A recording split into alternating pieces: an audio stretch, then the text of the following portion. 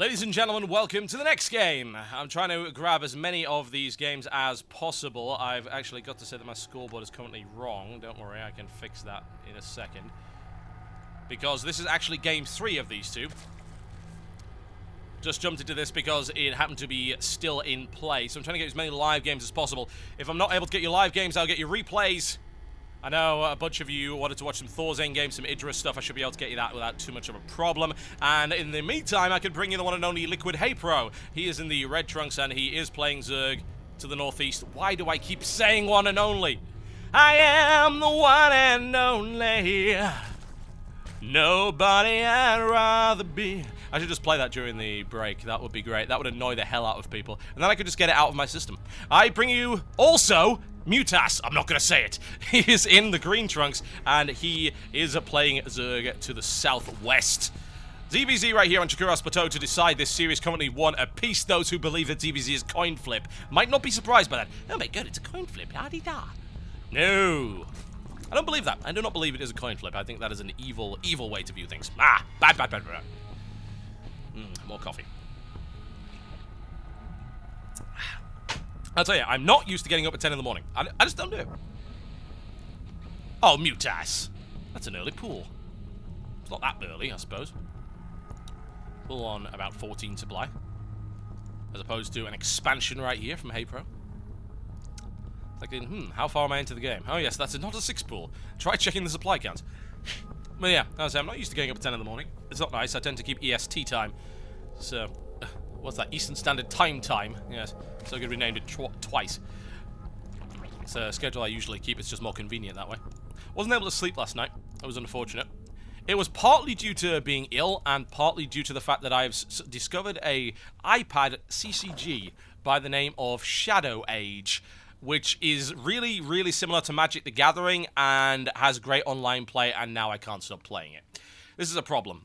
I get too much into CCGs. If there was a Starcraft CCG, that's it. I would be done. You would see me doing nothing but casting that game.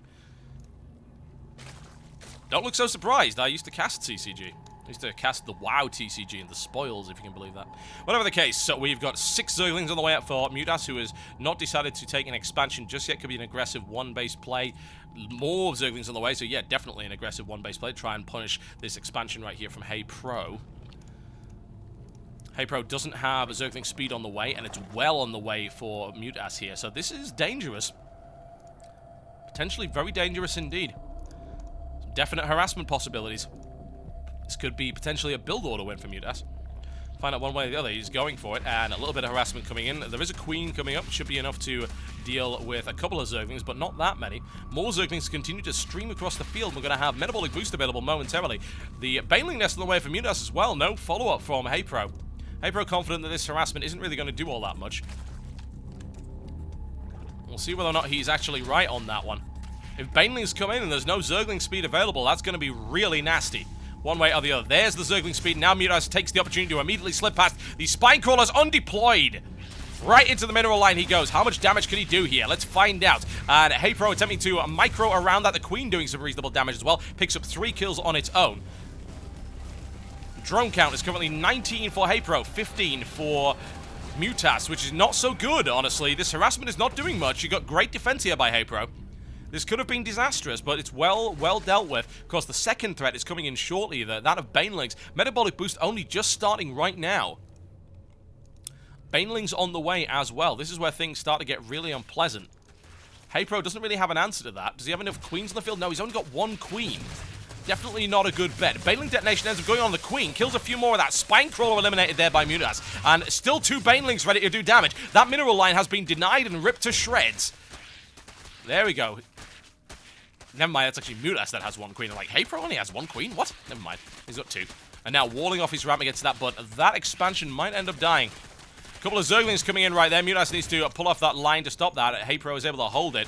A couple of Banelings moving in to make sure that he can finish the job on this expansion. Haypro really does not want to lose that. Baneling Nest on the way for Haypro as well. Actually, Queen's coming in. There's a Baneling Detonation. It was worthwhile. All the Zerglings taken out there. However, Haypro with a couple of extra in the rear. Able to sneak into the base, but how much damage can he really do? Maybe a drone here and there, but that really would be about it. Alright, so the attack is pretty much petered out now. Moutas is held quite nicely there by Haypro, an excellent defense. We'll look at units lost. Only 3 workers killed. Haypro with the economic advantage. He's got a drone count advantage there. He has had 2 queens up for longer, which means, of course, more lava injecting action. More creep spread, potentially. He hasn't done so just yet. He's been concentrating on the lava, but he does have that option. And in the meantime, the counter-attack is coming in from Haypro. Baneling, once again. Baneling on Baneling action. Kinky. Haypro charges directly into 1 Baneling there. He needs to try and pick them off individually. It's the best way to do it at this stage of the game. A couple of Banelings dealt with. More Banelings on the way for both sides. Ooh, we're going to go Lair Tech right here from Moutas. That's an interesting development. Trying to get out of this stage of the game. The Zergling Baneling stage is always very unpleasant. You can really go either way. Well, that was ineffectual. Hey, Banelings. Want a hug? Gonna slide into the base. Haypro is going to be able to spot that Lair Tech. Very useful information. Moutas would have preferred that did not happen. Now the question is, what is Haypro's response to that? It's going to be a roach one. Evolution Chamber on the way up as well. He knows that Mutas are a possibility. You are seeing them in ZBZ these days. It does happen. All sorts of interesting possibilities. Hydralisk also used quite a bit in this matchup. So one way or the other, we're going to be seeing some engagements fairly shortly from both of these guys once they've got their forces back into shape. A couple of Banelings available here. Moutas would be unwise to go in with that force of Zerglings. Otherwise, yeah, I was going to say, he's got the control available. He doesn't need to worry too much about that. That is going to be the Mutalisks right here from Moutas. Good pick as far as I'm concerned. Haypro without Lair Tech just yet, so can't get any Hydras out. Can get some Spore Crawlers, certainly, but that's going to give a lot of map control right there. There's the detonation. It's looking pretty good for Haypro's defense at the moment. Oh, no, Moutas! No! No, no, no, no, no. Denied. Absolutely not. There's the Lair Tech right there for Haypro. +1 missile attack upgrade. Could be looking for Roach Hydra composition. It's going to be pretty late on the Hydras for obvious reasons here. Mutas could do some damage. No Spore Crawlers going down just yet. Haypro not showing any indication that he thinks Mutas are coming.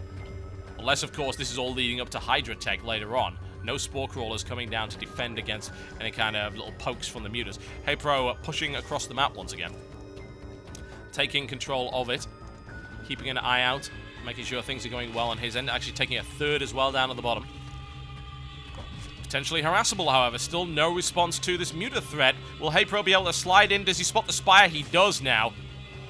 And now he's able to get into this mineral line and do some damage. He can surround the Queen. Will he be able to take it out? No, I think not. It's not going to happen. Oh, Moutas, really? A little bit... It's like, well, it shouldn't have happened, but it did. Moutas a little bit slow there on the reaction, I'm afraid. Alright. Here come the 7 Mutalisks, and currently Haypro doesn't have a good response to that. He's got 2 Queens on the field, and that is about it. There's that Hydra Den. Going to be a Roach Hydra composition at this point. He's going for the Glial Reconstitution upgrade. Hydra's a good bet. Roach Hydra a good response to this attack that's coming in. Mutas will have an opportunity to do some harassment damage in the meantime. Spore Crawler coming up somewhere, probably the main. Actually, no, the natural there. A couple of Spore Crawlers will work very, very well. That amount of Mutas is not going to be able to do enough damage to break their way through there. I don't think Mutas is going to be able to deny this third, honestly. It's not a lot of Mutas. It is very, very possible to get out there and deny that. Maybe even just run some Spore Crawlers over there, but I don't think... It looks like it's going to end up going down one way or the other. Huh. Well, there you go. Haypro looks like he's going to have to sacrifice that. I say he could have run some Spore Crawlers across and deployed them. He actually could have even limped some Queens over there, I feel, but Haypro is going to lose that one. Didn't really have a good response for those Mutas. Deciding not to move out of his base in order to engage. He's going to decide to just take this hatchery over here a little bit closer. Now, these Roaches are vulnerable for the time being, but there are now some Hydras in there, and are there enough Hydras to deal with that many Mutalisks, however? Damage coming down on both sides at this point. Queen's coming in for support. Nice transfuse action there by Haypro. More Mutas required, I think, in order to break through this. Hydra's dealt with. There you go. Trading a Hydra for a Muta on either side. Problem is the Muta counter is now completely ineffectual. He can't really do anything with that, aside from using it to scout. He's not going to be able to kill that hatchery. I mean, it's a brave attempt, don't get me wrong. I admire his gusto, but that's not going to happen. The expansion from Moutas is now complete and secure up to the top. Interesting Zerg versus Zerg play going on here between these two. He can use it to kill overlords. Stray, evil, stray overlords. This Roach Hydralisk composition is currently in the process of being put together. There is one Hydra there, and I think there's a second Hydra to back that up. He's not building a huge amount of them. It's going to be a Roach on Roach. It's going to be Roach Hydra versus Roach Infester. And is Moutas really going to be able to deny that?